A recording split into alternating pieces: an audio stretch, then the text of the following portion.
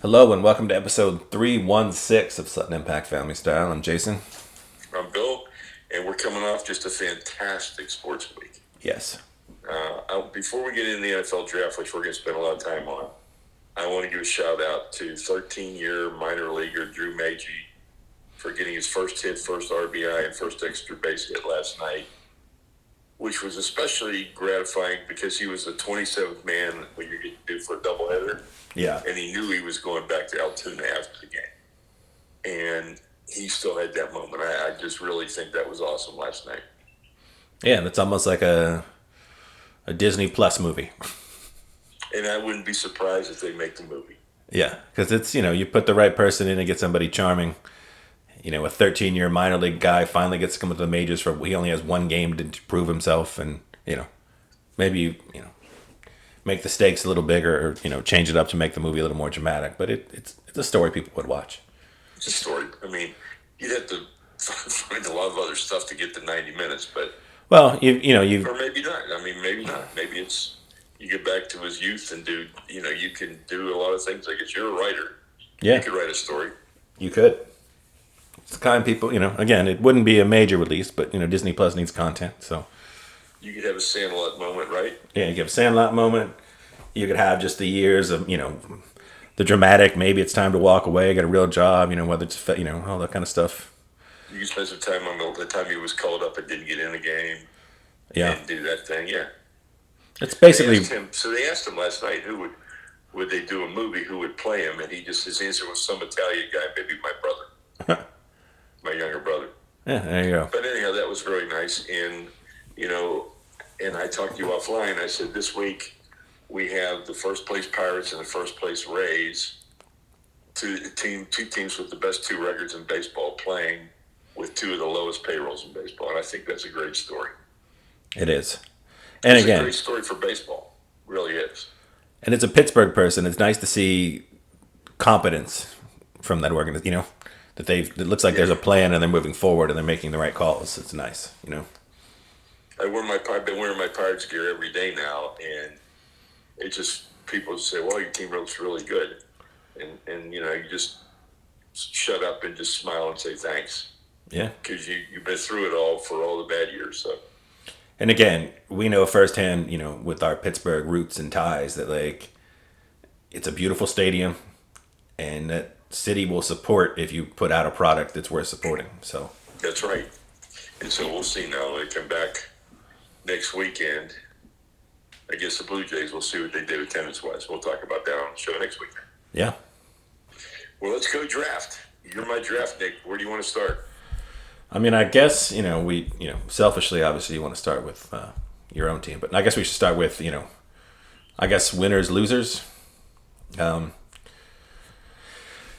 the quarterbacks go, right? Yes, and a lot of, the number 2 pick seemed like it was going to go all over the board. And they just went with CJ. It wasn't going to be Stroud, but it was. Yeah. After the test fiasco and test leak for the new test that, he goes. And then the Texans do something kind of crazy to most people. They gave up a next year first round pick, which potentially could be another top 5, top 10 pick because they are going to be starting CJ Stroud, a rookie quarterback, to get Will Anderson, who people considered, a top 5 player. But I guess the consensus I've heard from a lot of people is that Will Anderson Jr. is a very hard worker, very productive player, the kind of linebacker you like in your building, but he's probably got a ceiling of a B+. He's not going to be an elite edge rusher, so you gave up a lot to bring him in. It almost felt like a compromise. Like, the owner wanted a quarterback, you knew Coach DeMeco Ryans wanted a defensive stud to build around, and you got both in the same draft, so I guess good for you. But and I hope good luck for them because they've had a tough last 3 or 4 years. And if you're the Cardinals, you traded back from that 3 spot. You got Paris Johnson, considered the best tackle in the draft at 6. And you added another future first-round pick for next year. So you could potentially have 2 top 10, 2 top 5 picks next year. And you have this is a new regime that didn't really, they inherited Kyler Murray. So it'll be interesting to see what happens with them. He's a big cap hit moving forward. But then they made a few other, they made a few other trades. And I think the Cardinals have 2 firsts that should be both high, a second, and like 3 third-round picks next year. So they're. It seems like for a team that knows they're not going anywhere, they're doing a nice thing, right? Yeah, I would say so. Anthony Richardson's a Colt. And again, when you looked at all the quarterbacks in this draft, I mean, he has the highest ceiling and, potentially the lowest floor, right? If potential gets you fired. Yeah. But, I mean, he's a 6'4", 240-pound quarterback that runs a 4.40, which makes him maybe the best, and jumps out of the building, which makes him maybe the best athlete to ever play the position. He throws it very naturally. Like, remember Jalen Hurts when he came out had a little bit of a... Yeah, he had a hitch. He had a hitch, and he's obviously cleaned that up, and he's a Super Bowl quarterback. And the guy that worked with him is now the coach, in Indianapolis. So you brought in,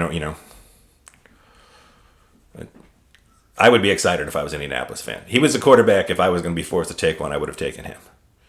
Just because I feel like, Well, staying on the quarterbacks, and I tweeted this out yesterday. I think it's wrong to have the cameras focused on the guy in the green room when he's going through a tough time not getting drafted like Will Levis. I thought that was wrong. Yeah. You made a point, you didn't get drafted, but just don't keep doing that. That just, you're trying to make something newsy out of something it's a tough pill to swallow. Yeah. And I know That's people... why, Joey Porter left after day one, and the guys do that. I mean, it's just hard. Yeah. You're told all this. You're told you're going to go in the first round. You read all the mock drafts. You buy into it. You believe it. And it doesn't happen. And they got a camera on you the whole time. He looked like he was in major pain. Yeah. I mean, there was talks of him being the first quarterback off the board, that he definitely wouldn't slip past the Colts. Or he wouldn't slip past the Colts at 4. And then it's like, well, if he slips past there, maybe the Seattle Seahawks take him flyer on him. Maybe the Lions. You just went down this list of teams, the Raiders, the Falcons. Maybe they don't love Ritter that much. And then the Titans, who eventually did take him, was probably they're like, well, he won't slip past the Titans, but the Titans took Stravnosky and still got their man, later in the draft. Yeah. But kudos to them. Yeah. And it is that weird thing, as people point out. Like, if you like a quarterback enough to take him in the second round, even if you have a second round grade on him, you take him in the first to get that 5th-year option.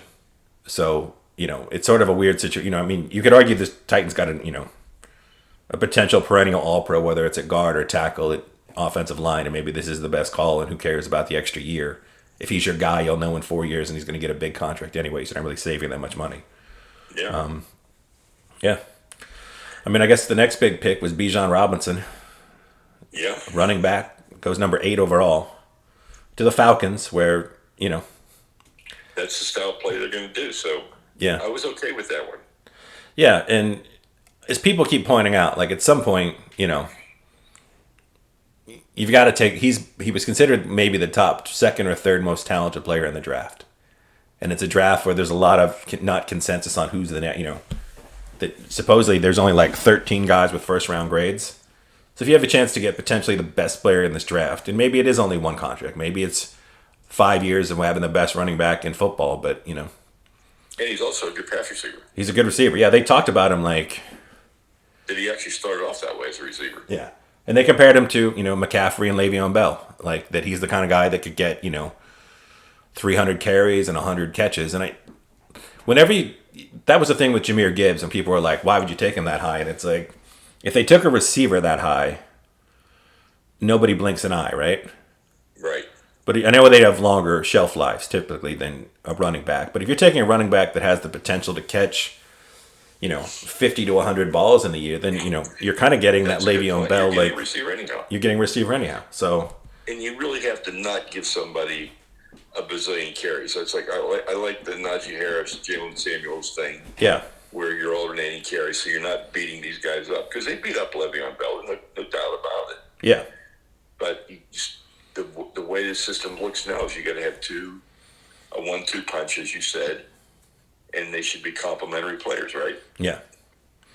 And then Jalen Carter, who's maybe considered the most talented player in the draft, goes to the Eagles, who were just rebuilding the Georgia defense in the last 2 years. They have 5 guys from that team now. Yeah. A lot of character concerns, but if he hits, that's the rich getting richer. And if he misses, you could argue as the Eagles, like you already have 2 first-round picks. You still got a stud pass rusher, Nolan Smith, at 30. You're already a pretty loaded squad, so you took a chance on the most talented player in the draft, and you hope you can bring him into your building. And what is it they always say? Like on an NBA team, you can have 1, and probably on an NFL team, you can have 2. Yeah. So then I guess the next big pick would be Jahmyr Gibbs and what the Lions did, which people don't seem to like. Yeah. I mean, Mel Kiper was saying that he thought Jack Campbell was a good player, but that was much, much too high. Yeah. And Jahmyr Gibbs, is that who you really want to take at that spot? Yeah. Again, if, he's being compared to Alvin Kamara. And Alvin Kamara was a 3rd-round pick. But if you get Alvin Kamara's career out of Jahmyr Gibbs with where the Lions are right now, that's a great career. That's a great career. I think you'd be pumped because you had, Kamara had 5 or 6 years of being one of the top 2 or 3 running backs in football, and not just running backs, but again, they ran him in the ground. Yeah, and then and Jack Campbell, who people said, despite his athletic profile, couldn't cover anything, and anything happens behind him. So it's like you're drafting an off-ball linebacker if it's a 2-down player.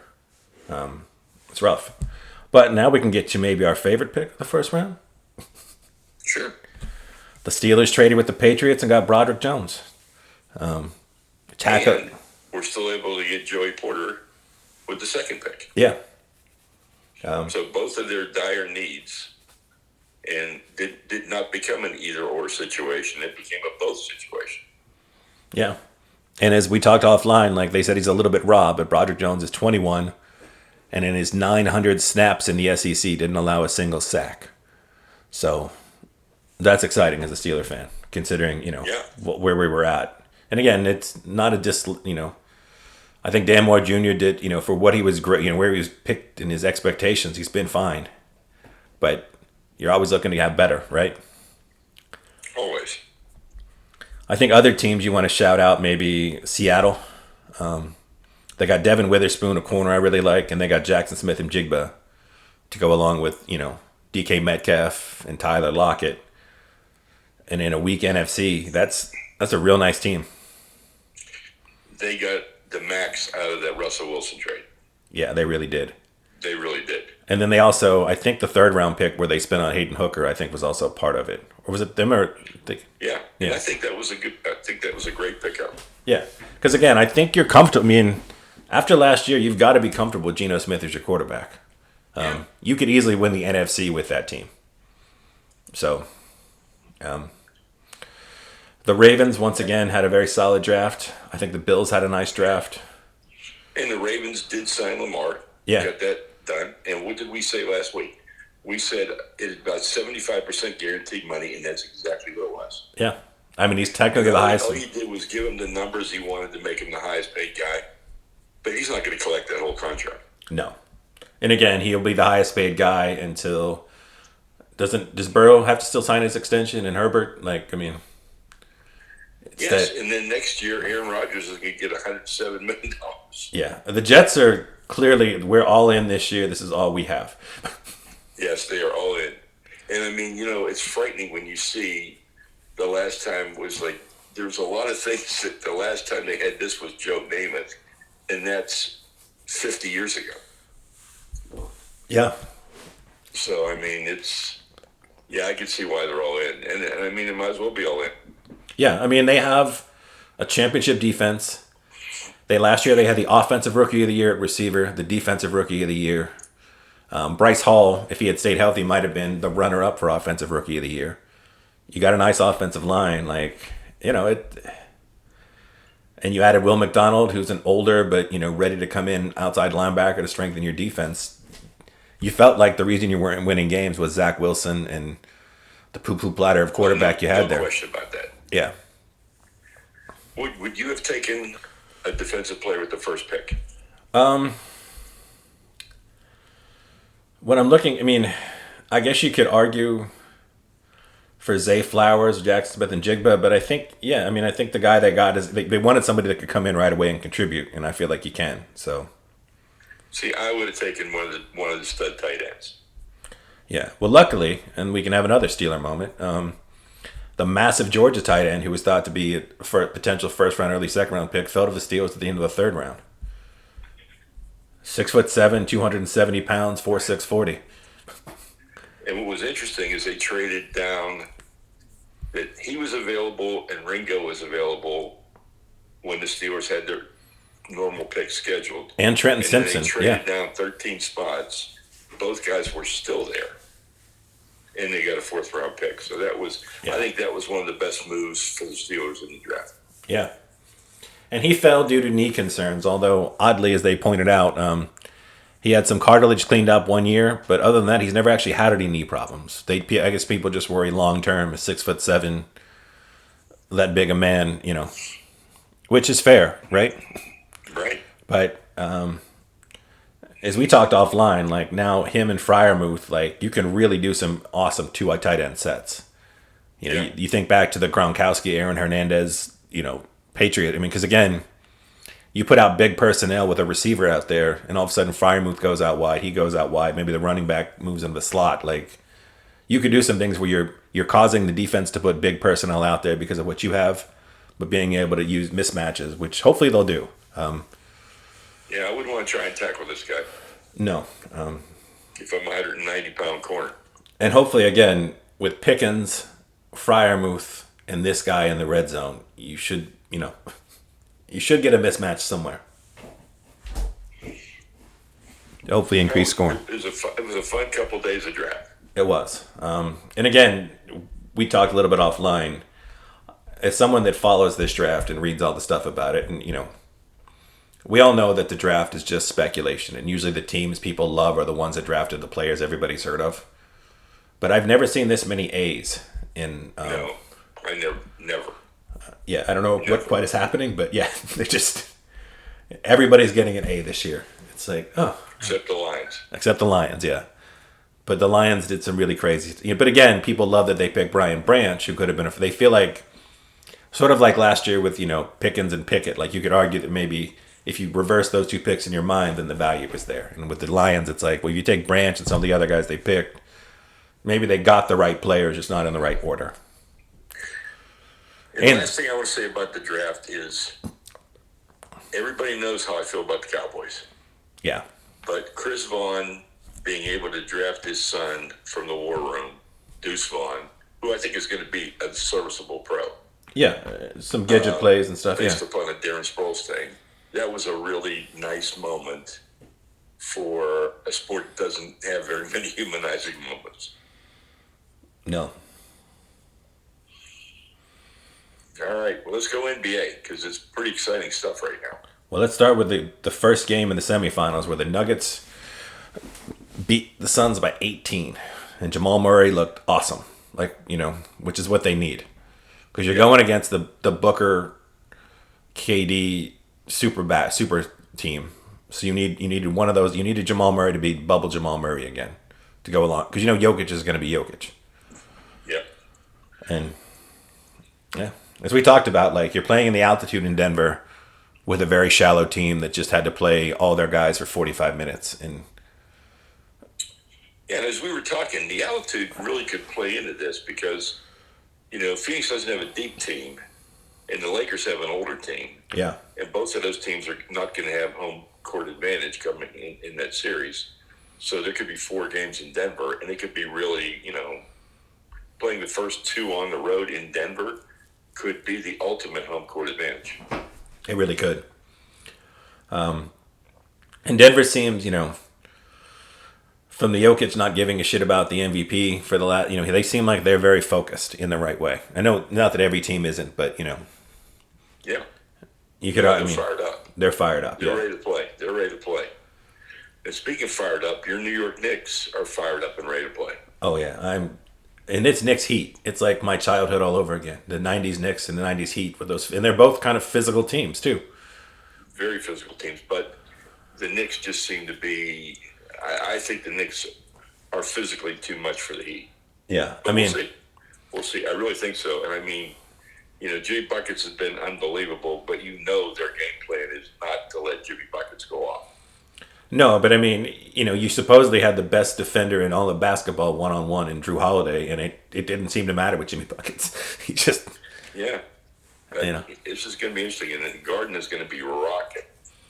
Yeah, I watched the closeout game in the with the whole game, and it did get me thinking. Like, if that's what I was watching, and I know you can't have that intensity all year long, but the difference between a playoff game and a regular season game, like the energy level, the excitement level, the effort level, like it's all.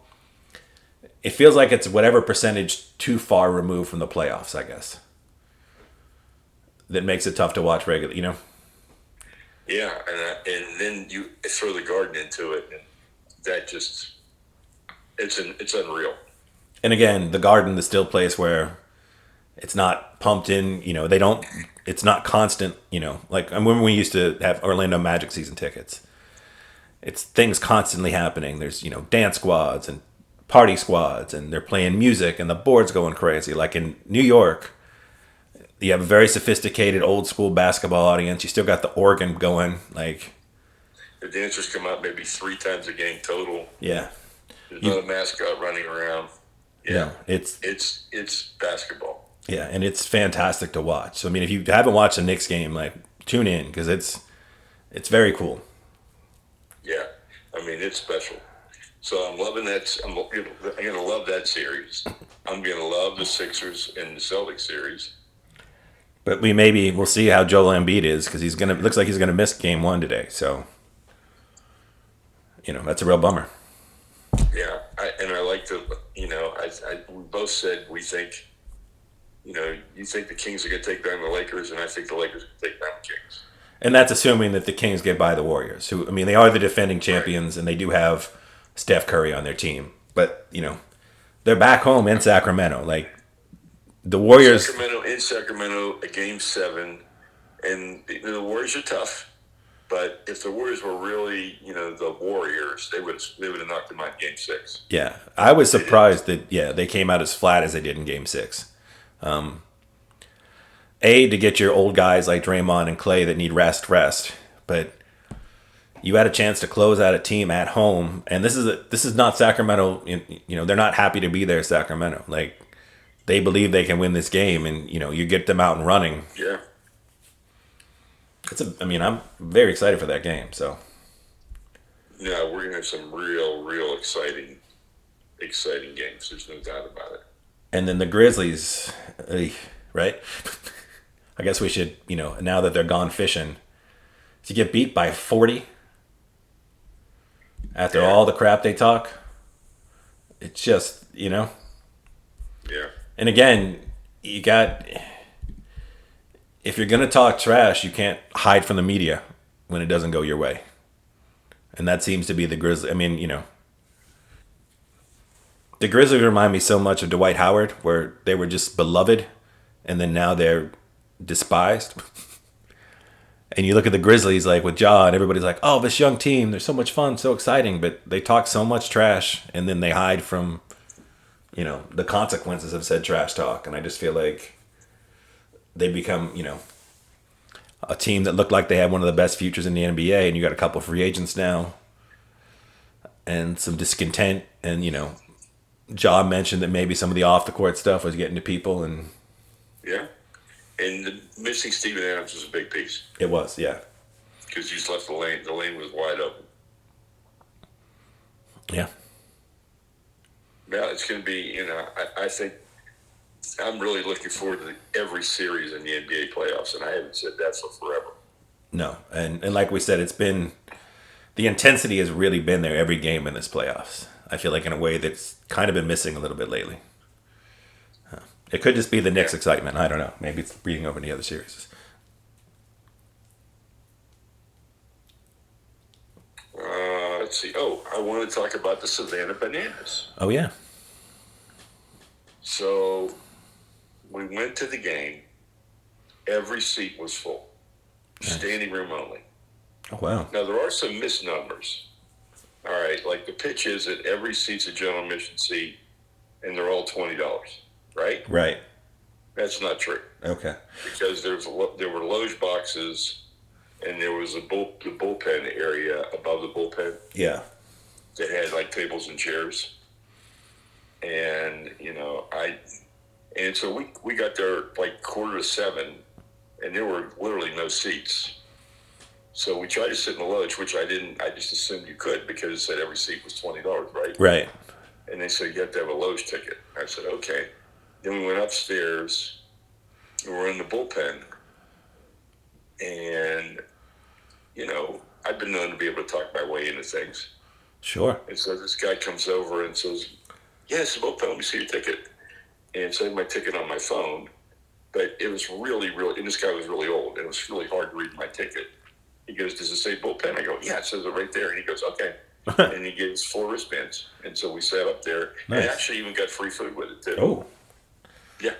Not that it was any good food, but, Yeah. It was free food. But, Jason, I would tell you that I admired the unique things about it. Yeah. But when we say an NBA game was constant noise, yeah, this is 10 times more constant noise in the NBA. Yeah, I was wondering. It was constant.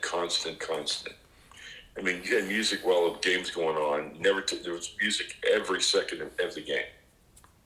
Yeah. There were promotions. The only thing I thought it was cool whenever somebody hit a foul ball, if a fan caught it, the team was out. And I thought that was a kind of a cool rule. Yeah, that is a cool rule. But it only happened once. It's kind of like the Nets in the Arena Football League. Oh, okay. I mean, so the fans weren't, and people had gloves, they still weren't catching it. Oh. The Party Animals won, beat the Bananas. If you walk somebody, everybody on the defense has to touch the ball.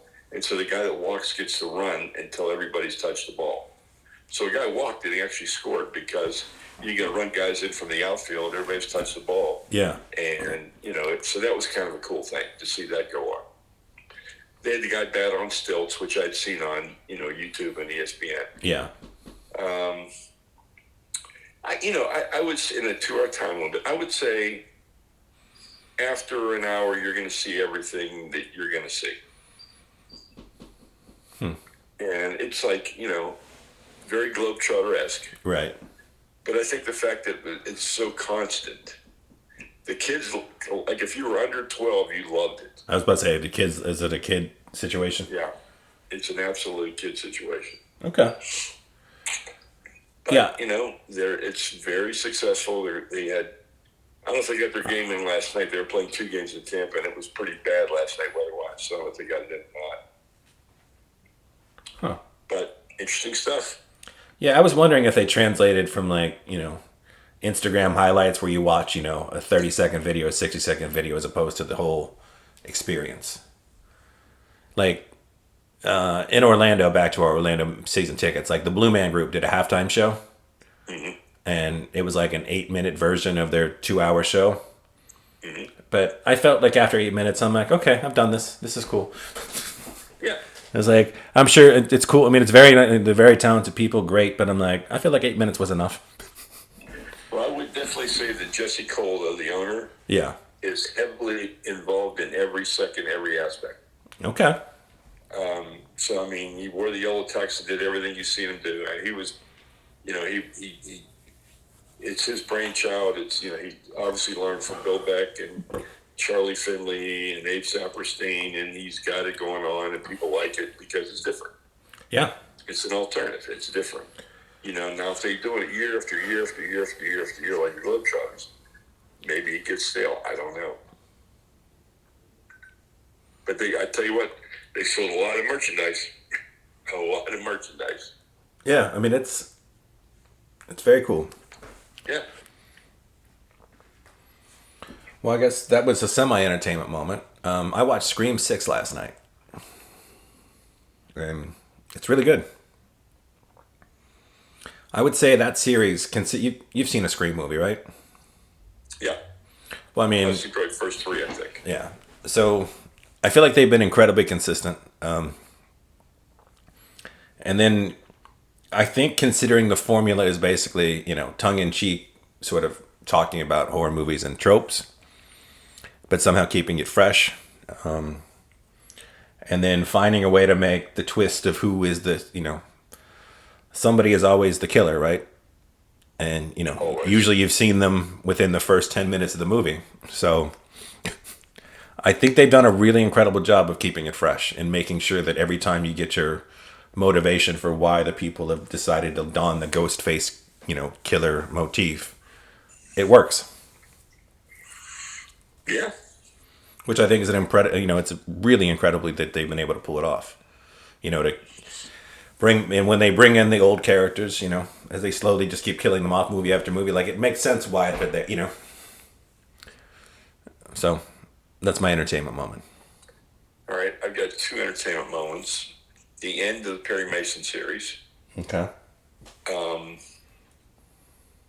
I don't want to be a spoiler, but, the ending of the second series, the second year, was pretty heavy.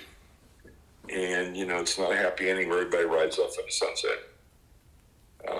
You learn, that there's penalties and rewards. Yeah. And it's really, it was well done. Now, me, who always likes a happy ending, I didn't get my happy ending, so I was a little down. But the more I think about it, it's probably the right ending. It taught the lessons that you want to have taught, so it was good. It's Chinatown, Dad. It's Chinatown. It's Chinatown. That's a good parallel. And then Ted Lasso. The last two episodes I've seen have been really, really tremendous because they've been into the Ted Lasso. Why Ted Lasso is popular had been the last two episodes.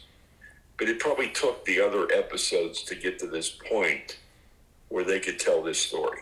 Okay. And so I'm not saying that they were, what do you call them, throwaways? Yeah, you could. I mean, I guess you could call it that. Yeah. Yeah, whatever you call them. They weren't Filler, in throwaways. Yeah. retrospect. I didn't like them when they occurred, but now that I've seen these last two episodes, yes, I think they were all. It's very genius the way he's put it all together to tell this story. Okay. And it's just not. It's so much more than a soccer story. It's just a human story about friendships and relationships and what's important and adapt. It's so well done. But as much as I like it, if they ended it after this season, I would be okay with it.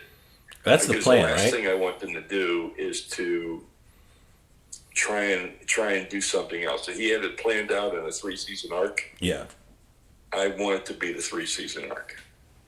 And if they create something with the other characters, it's a new story, and it's not Ted Lasso anymore, I'm fine with that. But I don't know if I want them to have a 4th season. Okay. I think the plan is this is the end of it, but I mean, I know money talks. So Yeah. But you know how money talks and bullshit walks. Yeah. And all of a sudden, you're Jason Sudeikis. They offer you a lot of money. You're like, we could do this, this, and this, and it's like, done. Let's go. Yeah. But for some reason, I think Jason Sudeikis is the guy that would leave the money on the table. Yeah. And walk away. He doesn't That's seem. how he Yeah. strikes me. Yeah. That to him, this is art. This is the story he wants to tell, and this is what he's going to do. And based on merchandise you see around in stores and everything else, I think he's made more than enough money off of it. So. Yeah, and I'm sure he's got some other projects that this is going to enable. It's going to enable people to take a harder look at him as a writer, Yeah, and producer, director.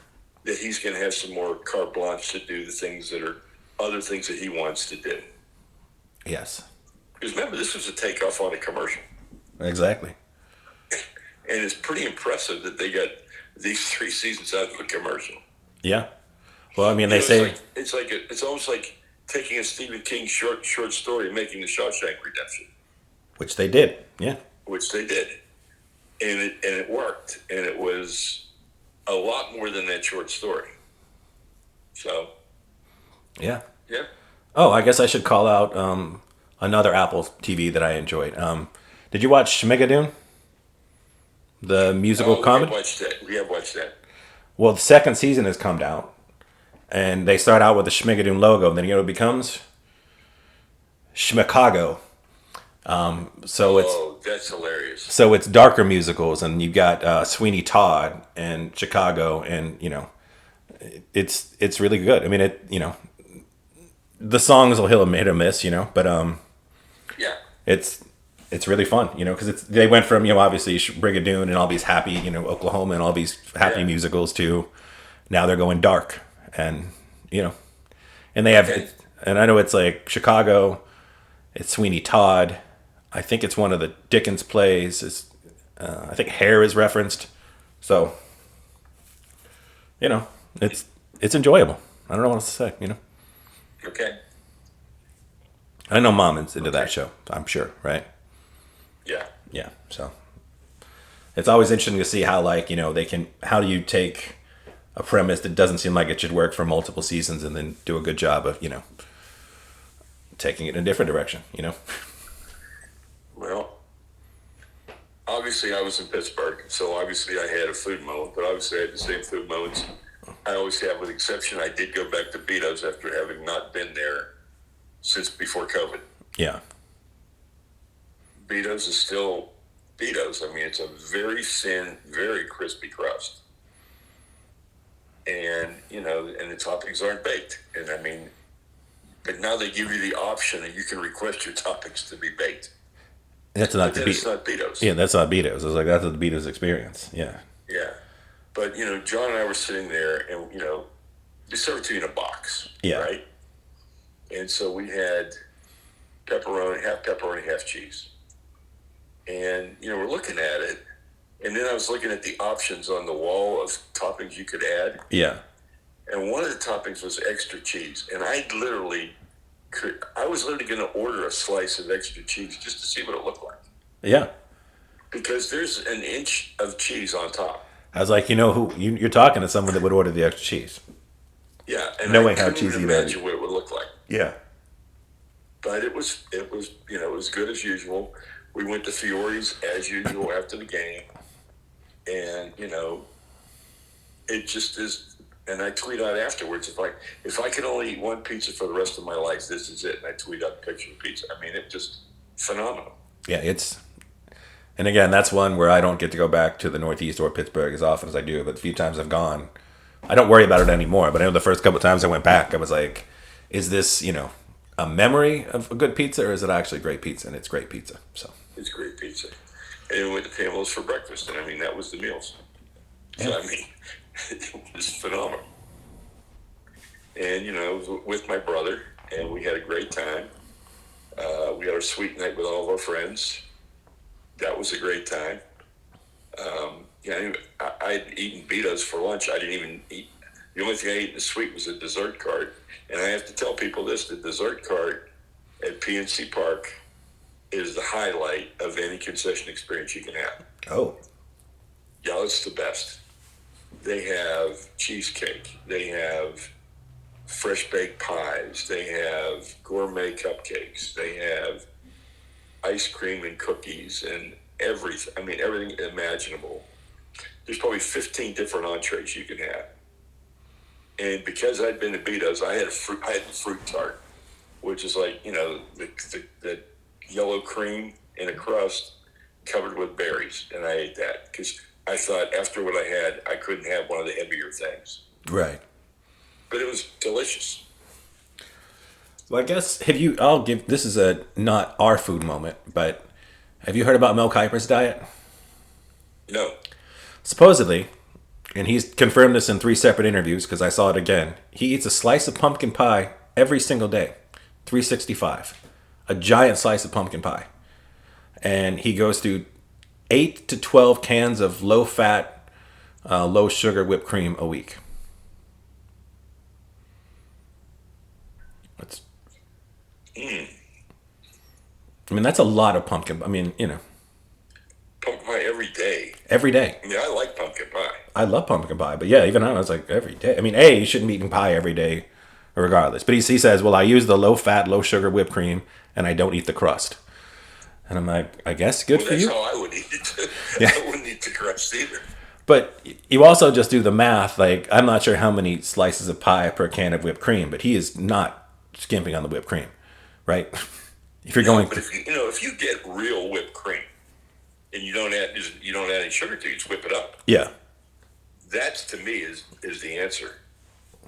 I don't want the stuff that's prepared that has the sugar in it, but I like the real cream. There's a brand called Shamrock. In fact, we're gonna have it with our waffles here shortly, and it's delicious, but there's no sugar added in that. Yeah, you can have a very. I mean, again, it doesn't. I mean, of all the pies you could eat, if you're skipping the crust, and depending on how you make, the ingredients of said pumpkin pie, like you do get the vitamin A and K with the pumpkin, right, and the sweet potato, whatever whatever melt is being used, and then it's not it's not like you're eating a Boston cream pie or that apple pie we get from Wisconsin, like No, which has a lot of sugar. which has a lot of sugar in it. Yeah, Which that crust I would always eat. yeah, because that crust is basically a sugar cookie. But yeah, but I just when I heard that again, like I had heard that in the past, and then he reiterated it this time, and it's like, oh, okay, well, there you go, Mel. Well, now that we've mentioned the pie, everyone, if you're ever interested in the greatest apple pie ever, a brown bag apple pie from the Elegant Farmer in Wisconsin, you can buy it on Goldbelly. Yeah, and whether you get the caramel one or the not caramel one, it doesn't matter. It's amazing. Doesn't matter. Doesn't matter. Yeah. And Jason described the crust excellently. It is like a sugar cookie crust. It's outstanding. Yeah, because sometimes you get those crusts that almost feel like they're too just flour and water. Yeah. This is not that. The crust is incredibly decadent. So yeah. Yeah. And it bakes in a brown paper bag. Outstanding. Yeah. Shout out to the Lightning, who I think the age is starting to come through. They lost 3 games at home, all in overtime, and the Maple Leafs advance. And so maybe this is the year we're going to have a Canadian team win the Stanley Cup. I don't know. I hope so. It just seems right, It's been a while. Yep. And again, I always like when the people that want it the most get it on some level. So Agreed. it's nice. And it's been a while, and they should have one. So that adds up too. Yeah. Yeah, I think that's pretty much it for the week, right? Yeah, I mean, I'm really looking forward to these, shout out to the the Rangers Devils series. And they showed Robert Eiler from The Sopranos, who was always a Devils fan in the show because they lived in Jersey. Yeah. And they were making a big deal out of him wearing a Rangers hat, screaming his lungs out at the game. But another great matchup, 3-3. And in fact, you had 3 New York teams all in the playoffs: the Islanders, the Rangers, and the Devils. And so, give a shout out for that. Good for those teams, especially the Devils and the Islanders, who've had a rough time. So, shout out to them. Yeah. But like I said, I am really looking forward to these NBA playoffs and to continue to watch the Pirates. But the NBA playoffs this year really have my attention. And, I hope everyone is very happy. Like I said, they gave everybody an A, so I assume everybody's happy. But yeah, it's, I hope you got players you like on your team. You're excited for the new NFL season. And if you're really into the draft, watch today when they sign all the free agents. Yes. 99% of which will never make a dent in the league, but it's still exciting. Because you talk yourself in and be like, oh, that guy? Awesome. But yeah. So I'm going to see if my quarterback from Shepherd University in West Virginia, whose father was the arm wrestling champion, gets picked up today. It's quite possible he finds his roster spot somewhere, right? Yeah. We'll see. Yeah, you never know. All right, everyone, have a great week.